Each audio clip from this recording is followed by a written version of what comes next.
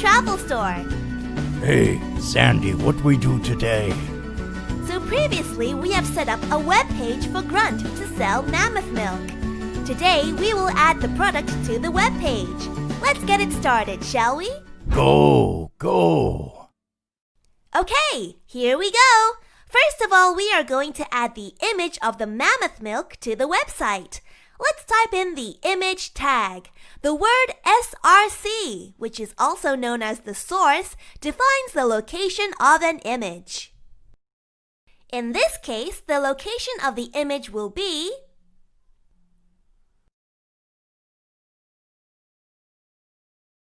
Now, let's preview our index.html file with the browser.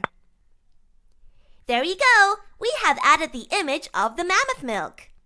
Cool! Let's add in more information below the mammoth milk image. Let's add the UL and LI tag. UL stands for unordered list. You can add as many LI tags as you want.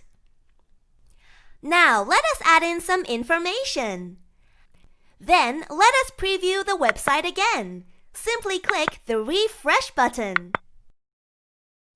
There we go. We have added the information of the mammoth milk. Looking good. Let's add the B tag to the word 250 ml. B tag means bold. Grunt is bold. Now, Grunt, let's add in the EM tag to the word less sugar. Can you guess what EM stands for? M? Emily? Emily, our friend. Wow! Is she from the Stone Age? Oh, anyway, EM stands for emphasis. All right, let's preview the changes with the browser. Great! Now we have made the text bold and italic. Sandy, me hungry. Hey, I guess it's time to have a break now. We will continue the lesson next time. Meanwhile, maybe you can try to change the UL tag to OL tag and see what happens. Till next time, toodaloo!